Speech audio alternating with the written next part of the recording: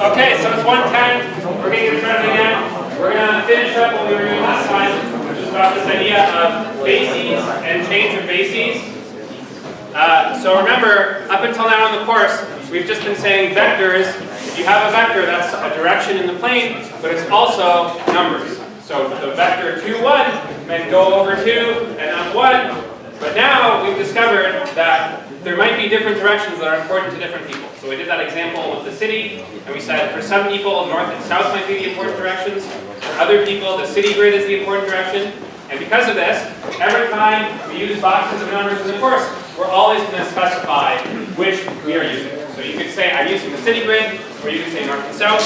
In this problem, there's two bases, there's C and E. And the question is about translating between the C basis and the E basis. So this is a reminder of all the stuff we did before. We wrote C was given to us in the E basis. We solved the linear system to get E1 and E2 in the C basis. That was difficult, that took a little bit of work. The first bullet point was easy, that was almost given to us. The second one, we had to solve a system. So you guys did that, we got that. And now we are on this question about taking a matrix X that converts things in the C basis to things in the E basis. So that's what the next part of 38 that we're doing is. So let's scroll down here. So we're doing 38.4. Can you find a matrix X so that X, if you multiply it by something in the C basis, you get the representation in the E basis? And I did a little thing to help us out here. I just labeled I gave a name to what the vector W in both bases is. So I said let's call A and B, and let's call that the representation of W in the C basis, AB sub C, and W is also equal to PQ sub E. And that'll help us a little bit, because when we're trying to show that this thing equals that thing, what do we know? Well, we know these two are equal, and we also want to find X, so that X times AB equals PQ. So we want the matrix X that needs to convert AB into PQ when you have this equality, when they're both equal to the same vector W. And last time we were talking about matrices, and we did this question, which was sort of a philosophy question, which says, how should we think about the matrix X? How should we think about finding it? And we decided we would think in terms of columns. So people last time voted for columns. So now I'm going to give you guys a few minutes. We know we're supposed to think in terms of columns. This is all the information in the problem. I want you guys to try to come up with what is the matrix X.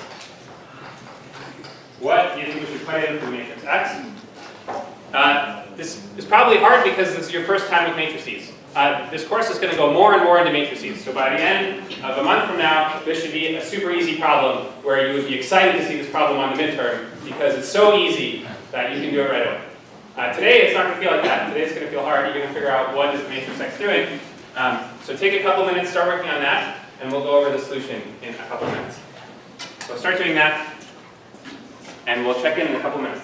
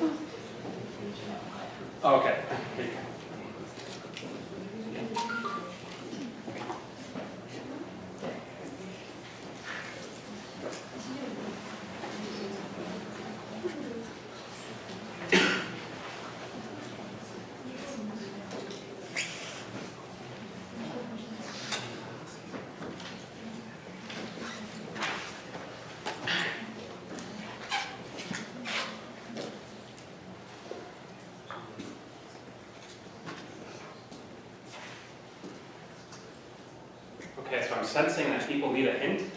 Let me give some hints here. Remember, if X is a matrix and you multiply it by AB, you can think of that in two ways. You can either think of AB as being coefficients in front of the columns of X, or you can think of doing the dot product with this vector AB against the rows of X. That was what we talked about last time. In this problem, we decided it's probably going to be better to think about columns because we have linear combinations here, and we know when we think about it in terms of columns, then you get linear combinations. So hopefully the linear combinations here will match up with the linear combinations here. So maybe to help you, let's give X a name. Let's call the entries of X, let's call them X11, X12, X21, and X22. And then what would X times A be? What would that be? Well, thinking in terms of columns, that would be A times X11, X21, plus B times X12, X22. So this is what it's supposed to be equal to EQ. This whole thing is X times AB. The linear combination of the columns of X is supposed to be PQ. And what we want to do is we want to match it in such a way that it works using what we know about AB, PQ, which are the two different ways to write W. Okay, so that's my hint. See how what you can make of that. So it's important to remember what the definitions were for the bases. That's really the heart of this question. So take a couple more minutes, see if this hint can help you guess what the columns of X have to be.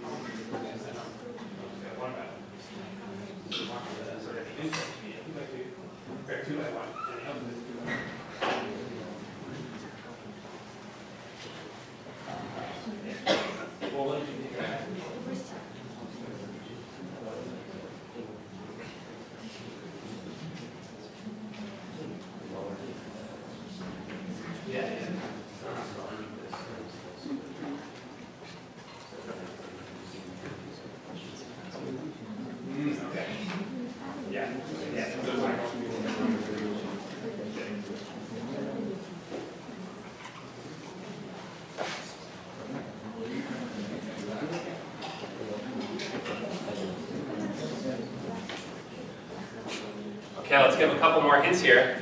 This is a linear combination involving A and B as coefficients. Is there somewhere else that there's a linear combination involving A and B as coefficients? This line right here. This line, A and B are the coefficients in front of C1 and C2. Over here it's P and Q with E1 and E2. So what happens if we take this line?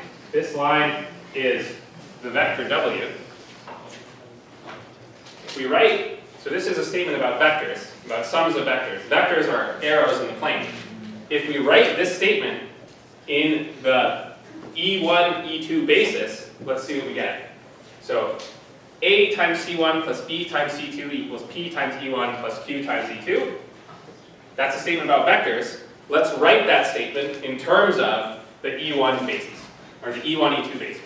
So I'm going to write the W in the E basis. So I'm just going to convert everything here into the E basis.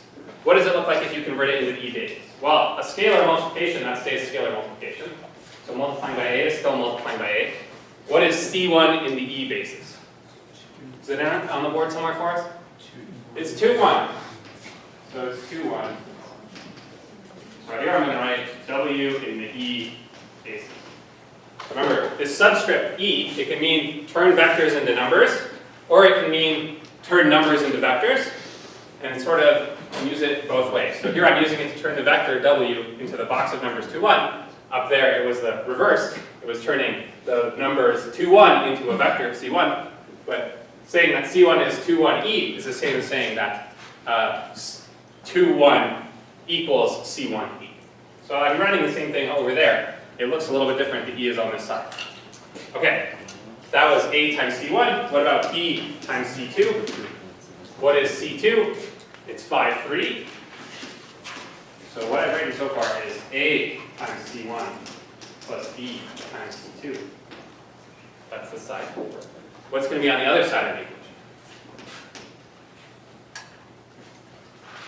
This one I'll let you guys think for a second and fill it in. So take a second and figure out, tell me what to write over here to make that equation correct. Okay, I'll let you work for a minute and then I'll take an answer.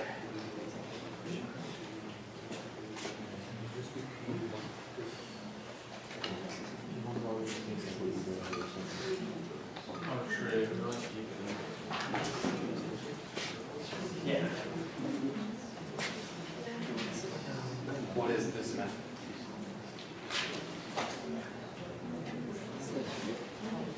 What is the reverse?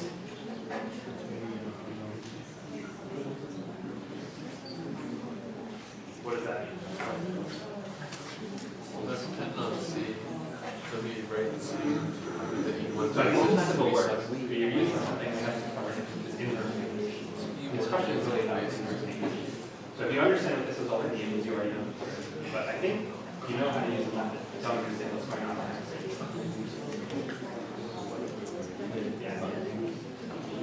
Yeah. So let me just say, this will work, and we're going to discover this. So,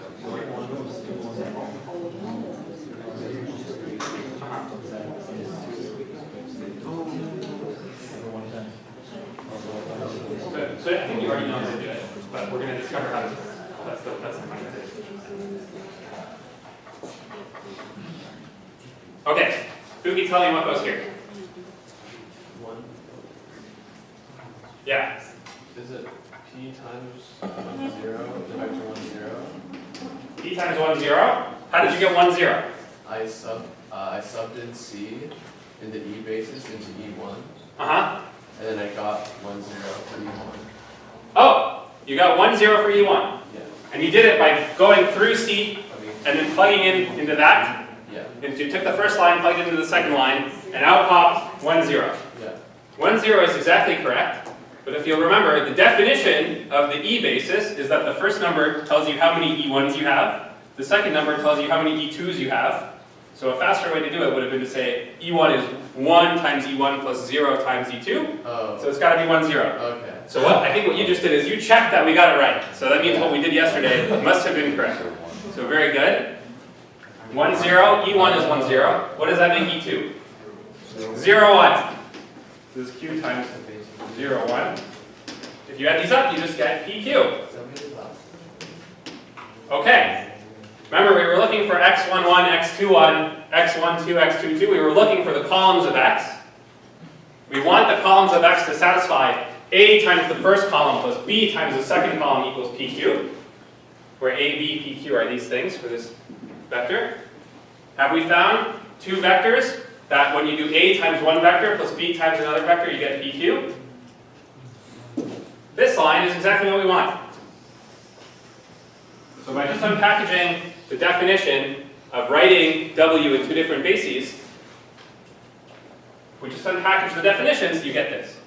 And this is saying that if you choose x so that the first column is 2, 1, and the second column is 5, 3, then x will have the right property. So let me write that down as a final answer. So the matrix 2, 1, 5, 3 is the right answer. And it was a lot of work. What was the hard part of the work? The hard part is getting your head around what does this change of basis thing mean? Writing the same vector in two different bases as linear combinations, and then turning that into what it means for boxes of numbers. So whenever you have an equation like this for vectors, now you can turn it into an equation for boxes of numbers by writing it in one basis or another basis. Here I wrote everything in the E basis, and that's how we got things. Questions or comments about that one? Yeah? So to solve a question like this, you just want to convert everything into one basis? Yeah, so anytime you're doing a question that is about boxes of numbers, like matrices, we're thinking of boxes of numbers that have rules for how you multiply them. Later in the course, we're going to think of matrices in a different way as well. But whenever you're doing something about boxes of numbers, you have to convert from vectors to numbers by using a basis. And I guess this is hard, but we're throwing this on you guys right now. The whole course so far, we've been doing this without saying, right? We've had lots of problems where we say, find the components of x. What is the vector x? And the answer was 2, 1. And now we're saying, look, every time you turn a vector into numbers, you have to tell me what basis you're working in. And so that's the new part of this. What's going on? Maybe that's why this problem is hard, is there's two choices of bases, right? You could have chosen the C basis or you could have chosen the E basis. Other questions or comments?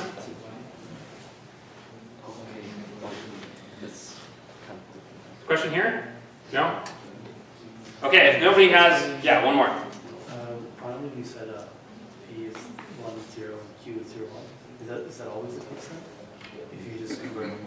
Yeah, so if you have something that's written in terms of a linear combination of E1 and E2, and then you turn it into the E basis, the E basis is designed to make linear combinations of E1 and E2 look easy. So it's no coincidence that this linear combination involving the vectors E1 and E2 looks nice in the E basis. Conversely, if we converted AC1 plus BC2 in the C basis, we're just getting 1, 0, 0, 1. Yeah, that's exactly right. So AC1 plus BC2, if you wrote that in the C basis, it would just be AB. So this side of the equation looks really nice in the C basis. This side of the equation looks really nice in the E basis. And this is the whole thing about bases, right? You want to have the right basis so that the things you talk about look nice in the basis you're working. And in this problem, it was all set up to work in the E basis. Okay, good questions. Any other ones? So if there's no more questions, I think you guys can all handle doing the same thing for the matrix Y.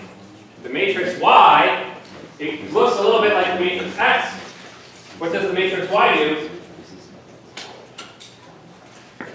Let's see if I can turn the light off here, which I probably can't.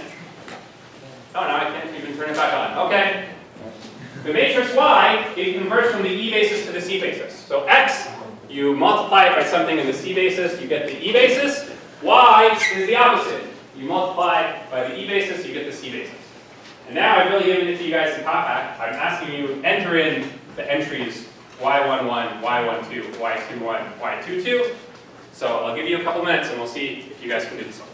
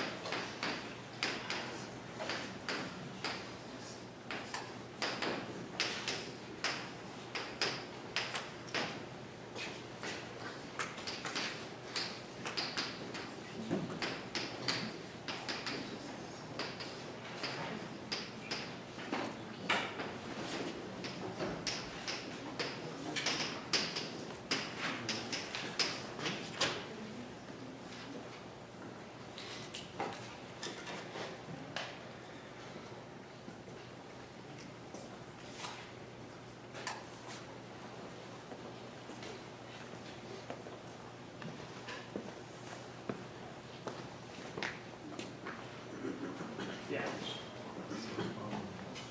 I'm not really understanding up there in this you have to A to 3, and then you use it's 1, 0, 1. I mean, I understand that, but how does that necessarily switch to the base? Shouldn't it be the E vectors that you're using? What do you mean by we should use the E vectors? Or just I don't know, isn't it supposed to be P1 plus Q2? Yeah, so PE1 plus QE2, if you write that in each basis, so the right-hand side is exactly P plus Q. If you interpret it as numbers in P basis, it's PE1 plus QE2. So it's exactly what you're saying. It's just the only difference is I'm saying it as a basis, you're saying it as that. Does that make sense? It just seems kind of trivial. Yeah, so you know, like we're talking about more than one way to write the same thing. And fundamentally, you know, the thing is what it is. It doesn't matter how you write it. So the hard part is keeping track of when you take it from one way, right, and you write it the other way. Yeah.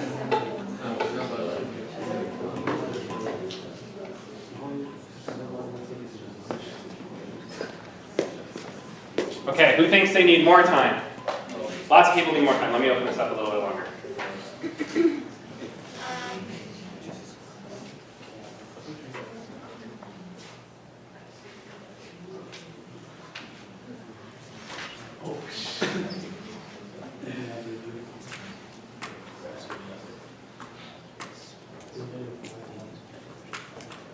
What's the order?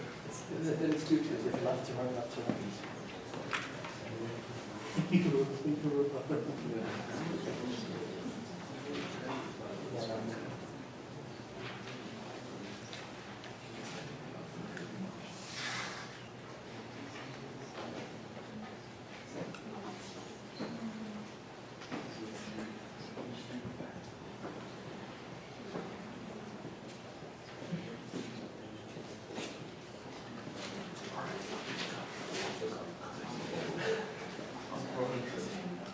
Who still needs more time? Okay, not too many people. So I'm going to check and see what the answers are.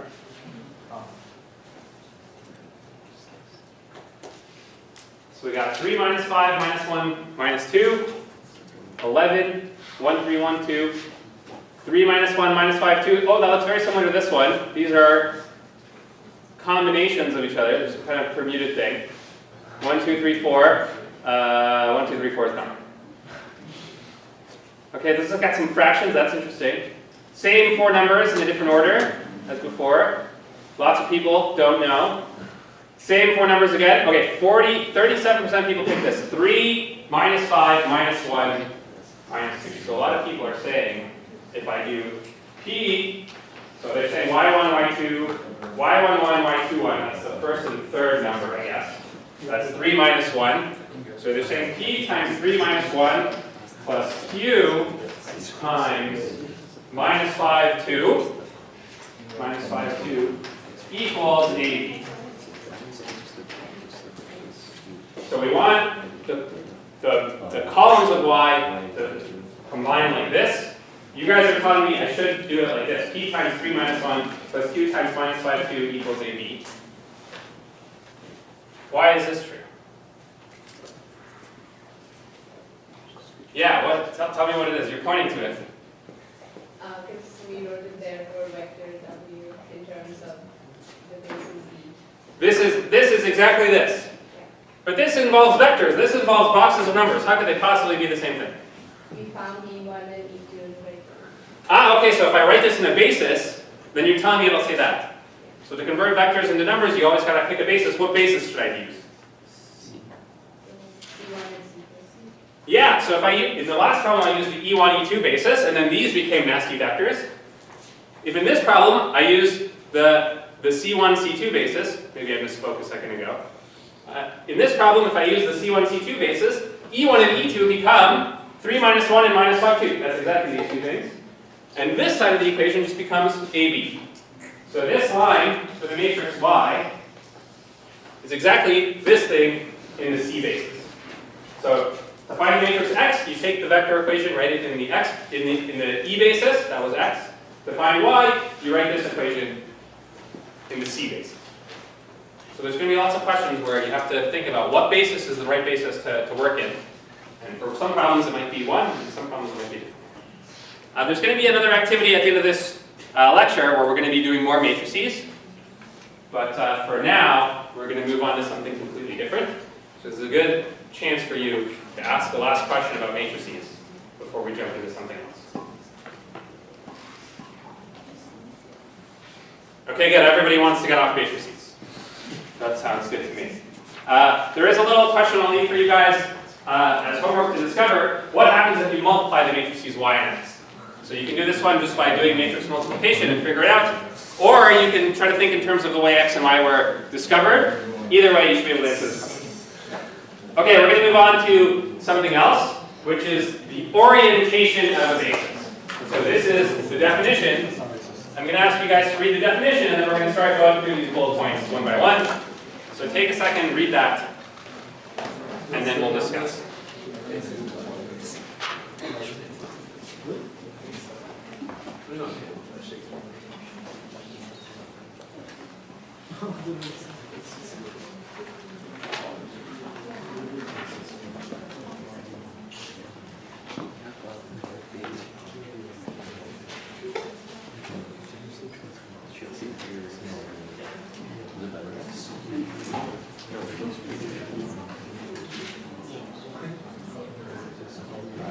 Yeah.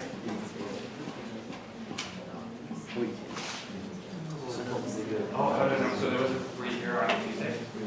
So on Tuesday we talked about this. So first of all, the number of columns of the matrix has to be equal to the number of rows of the thing you're multiplying. This is matrix multiplication. It only makes sense if the number of columns is equal to the number of rows of the thing you're multiplying. So because PQ has 2 rows, the matrix F has 2 columns. And then to figure out how many rows it has, the number of rows is equal to the number of rows is 80. So because of the way matrices multiply, it has to have 2 columns for the input, the PQ, and it has to have 2 rows for the output, the 80. Like for lunch today. Yeah. So actually, there will be a video posted at the lunch. I'm gonna ask my fingers.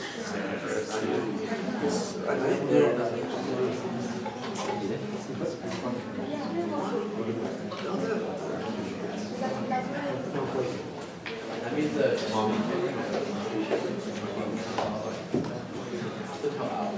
Okay, you've had a second to read the definition. As you can see in this course, everything builds, right? Like if you fell asleep during the definition of linear independence and dependence, now you're screwed. So hopefully, this stuff is okay. Everything's going to build. That means it's a good opportunity over reading week. If you forgot what independence is, that's your chance to catch up. But hopefully this is okay. We're going to start with a fun question, which is a click on target question. Click on all the values of u theta, so u theta is a vector. Click on all the values of u theta, where E1 u theta is a linearly independent set. Where is u theta and E1 a linearly independent set? And I'll come by and answer your questions, but I'll leave this open.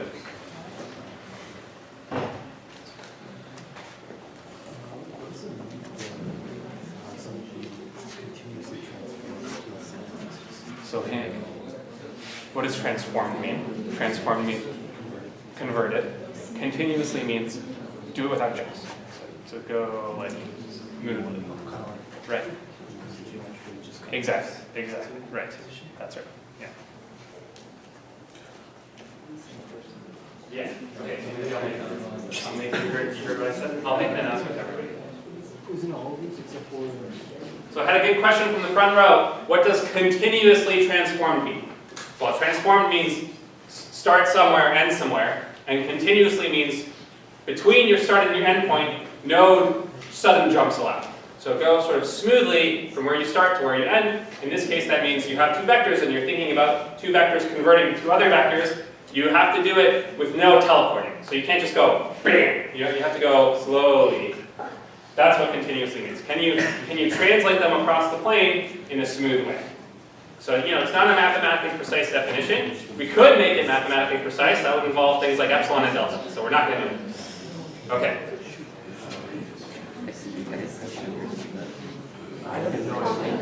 Okay, these click on target questions are one of the ones where the timer is tricky. So I'm not going to hit the timer, but I am going to say you have 15 seconds left to finish your clicking. And then I'm going to stop the thing, and we're going to figure out if you guys understood this part of the question.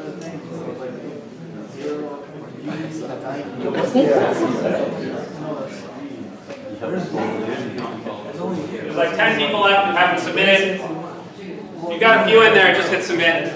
Oh shit. Here we go. I'm going to do it. I'm hitting the buttons. Okay, it looks like a clock. Okay, so first observation. Why did I draw the circle in this question? Is the circle related to the question? Some people are saying yes, some people are saying no. What's the definition of u theta in this question?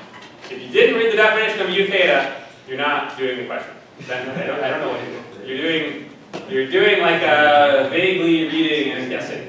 So the important thing, part of what is being tested in this question is, can you read the definition of u theta and apply it? Okay, what's the definition of u theta? U theta is a unit vector. Unit vectors are always length 1. If you have a unit vector in the plane, it always lives on the circle. So the only possible answers in this question were places where u theta can be, and u theta is on the circle. If you click anywhere off of the circle, it's wrong. So all the clicks in here, in this area, those are all incorrect. The only possible answers are on the circle. On the circle, though, not every answer is correct. So some answers on the circle are correct, some answers are incorrect. It seems like that quadrant was really popular. There's a couple holes here and there.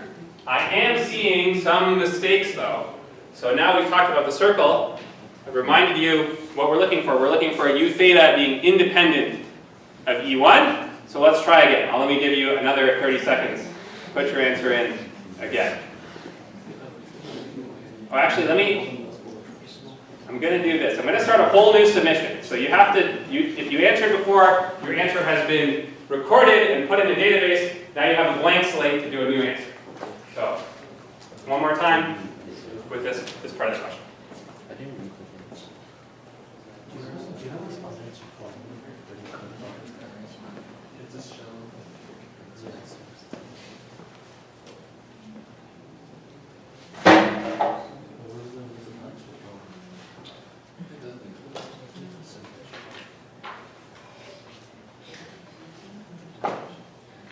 You want to be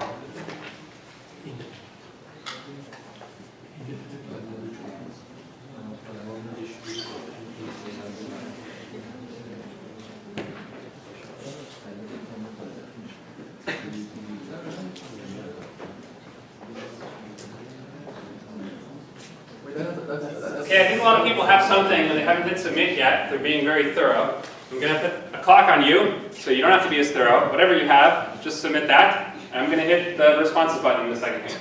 So, what vectors are independent of E1?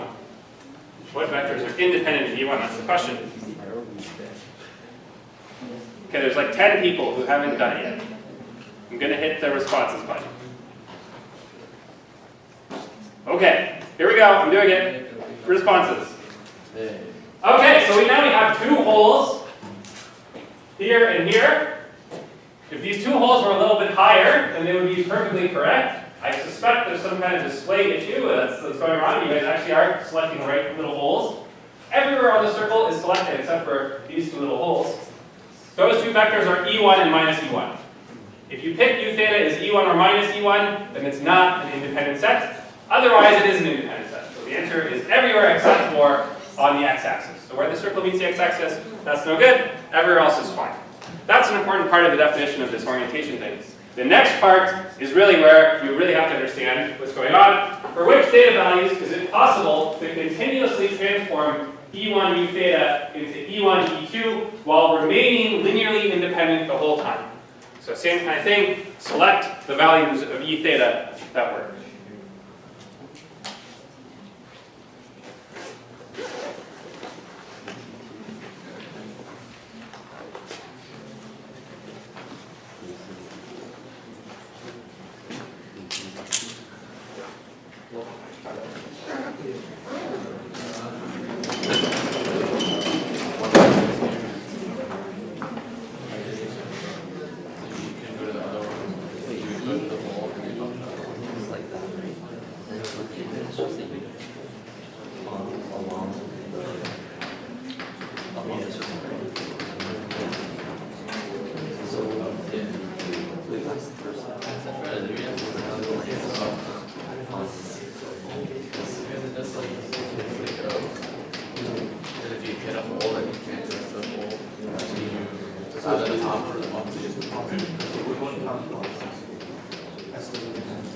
Oh, it comes. E1 is the counterclockwise direction.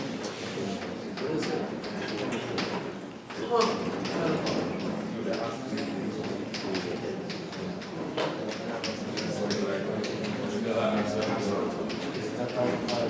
Yeah, if it's clockwise, it's clockwise.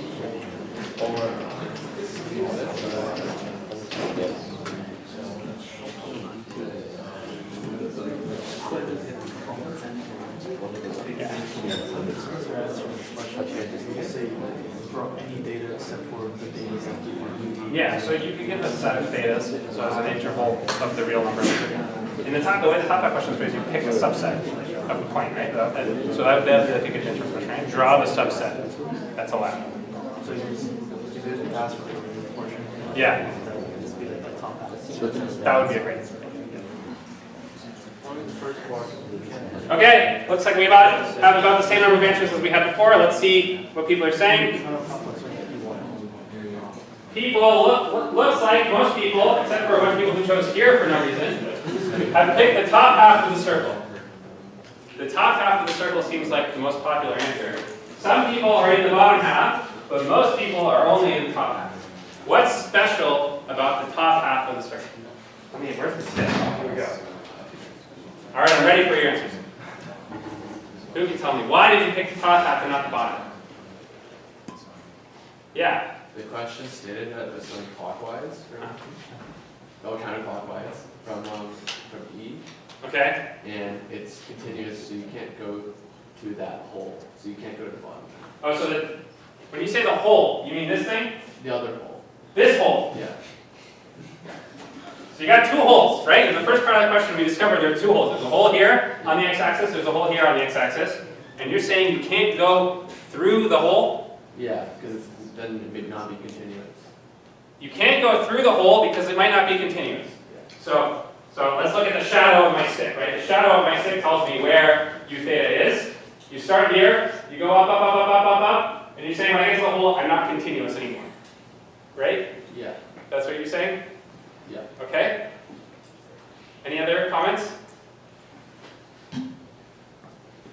How come you're saying it's not continuous when you get to this hole? Is it continuous when I cross right through here? Like if I go like this, is that continuous? When I swing by this? Don't you start from the vector arrow, the blue one? Ah, well this is E1, Yeah. and we're talking about taking the set U theta E1, or rather, we're starting with, let's write it down, I think this is important.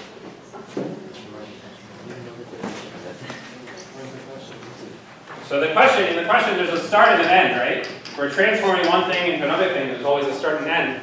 The starting is E1, U theta, and the ending point is E1, E2. So actually the E1 doesn't have to move at all. We've got two vectors, and they're transforming into two other vectors, but the first vector is the same as both. And so the only thing we got to worry about is U theta converting into E2.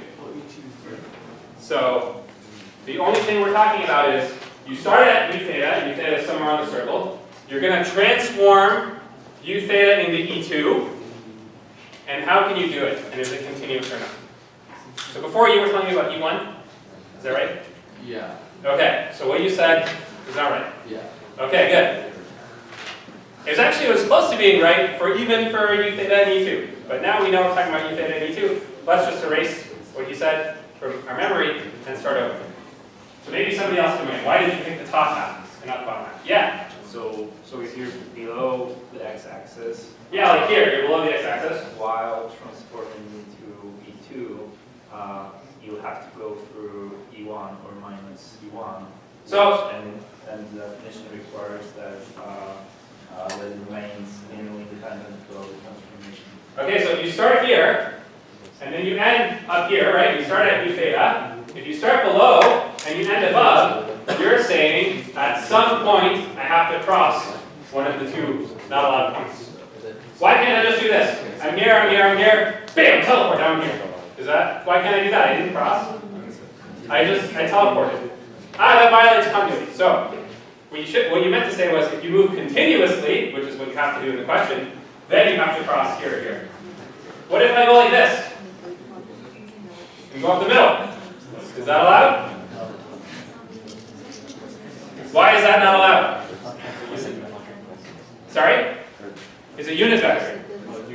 You said it's a unit vector. Well, it's a unit vector at the beginning. It's a unit vector at the end. Does it have to be a unit vector in between? So I think in the definition of basis, it doesn't say that it has to be, say, a unit vector in between. So it's allowed from the point of view of the transformation, but it's not allowed for another reason. Yeah? It needs to remain linearly independent. So not only are these 2 points off limits, but the whole x-axis is off limits. So you can't go from here to here without crossing the x-axis. The bottom half of the circle is sort of the set of all points that you're prohibited from going to because you can never cross the x-axis. So to go from here to here continuously and also staying independent always, you can't cross the x-axis. If you never cross the x-axis, then u theta better be in the top half of the circle.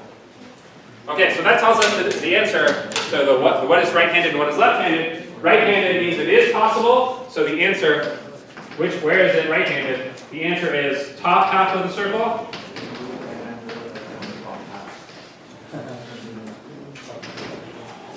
And the answer to where is it left-handed? Left-handed means it's not possible. So what would that be, where it's not possible?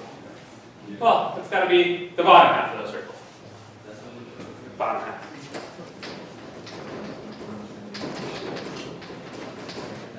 What about the 2 points that are both in the top and the bottom half? Those are the points here and here on the x-axis. Those are sort of in the top half and in the bottom half. They're exactly on the edge. Are those left-handed or are they right-handed? Someone said neither. How could you be something other than right-handed or left-handed? I don't have a third hand. So say it again louder. They just be left-handed because they're not right-handed. It's left-handed because it's not right-handed. That's a good argument. Anybody else have? Yeah. They're not the basis. It's not a basis. If you start at here or here, and you're starting at E1 or minus E1, E1 is not a basis. You want to start at a basis and end at a basis. The definition for right or left-handed is only for bases. So if someone says, is E1 left-handed, then you slap the book out of their hand and say, that's not a basis. So we've covered all the possible things that are bases. The top half of the circle in this question is right-handed. The bottom half is left-handed. The 2 points on the axis are not bases. No, they're neither left or right bases. Actually, mathematicians have tons of confusing things like that. There's something that you'll discover in third year called a closed set. What is the opposite of a closed set? Let me also tell you, there is something called an open set. The opposite of a closed set is a not closed set. It has nothing to do with an open set. Okay, well, it has something to do with it, but the opposite of a closed set is not an open set. Okay, enough about that. Any questions about linear algebra, bases? This orientation thing is kind of slippery. It's a little bit of an abstract one. Does there exist a continuous transformation? Sort of weird. We're going to see a really concrete way to do a calculation, and you're going to calculate a number, and the number is going to tell you, is it right or left-handed? That's going to come up in a few weeks in the course. Questions or comments about this, or anything else I said? All right, one more thing about closed and open sets. There's also something called a clopen set. That's when it's closed and open. Okay, I'm going to leave it at that. So we covered these. Where is it right-handed? Where is it left-handed? I wrote the answer on the board.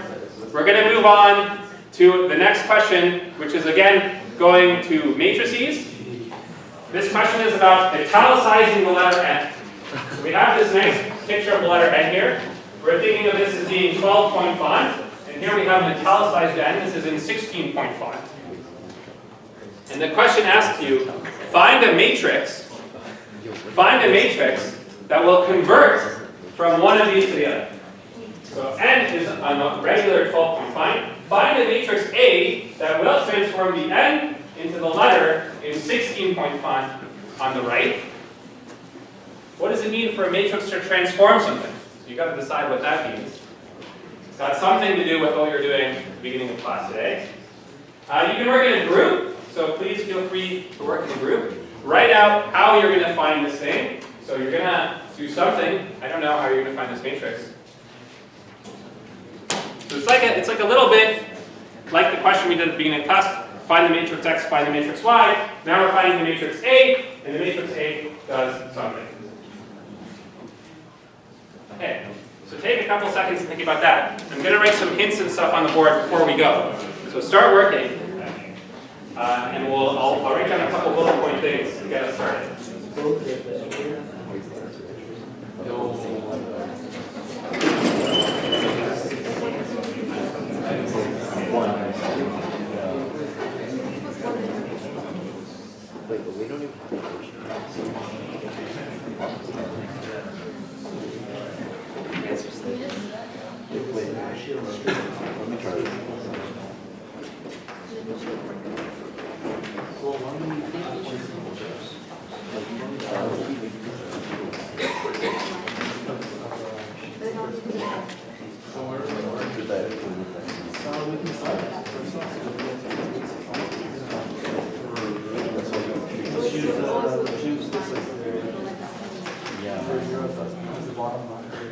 Okay, let's come back for 1 second. In this question, it talks about a matrix that will transform something. What on earth, mathematically, could a matrix transforming something mean? So, in the question it says the matrix A transforms. What does that correspond to in terms of linear algebra and what we're doing? What kinds of things can you do with matrices? What would it mean for a matrix to transform something? Someone in the front row says multiply.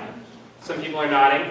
What do you mean by multiply? Like matrix A is some like lots of numbers that when multiplied will give you the projection. So multiplying, something you can do with matrices. How is multiplying transforming? That's the part that I don't get. Every vector in the original screen gets mapped to the location. Who I like that? Say that again louder. Every vector. Every vector on the first screen, after being multiplied by matrix A, gets mapped to a new vector. Yeah, that's a wonderful thing. So every vector in the original screen, in the original n, that's a vector. If you take those vectors and you multiply them by the matrix A, then you get vectors in the other picture. And you use the word mat, which is a nice word for this kind of thing. So you can think of x in the original picture.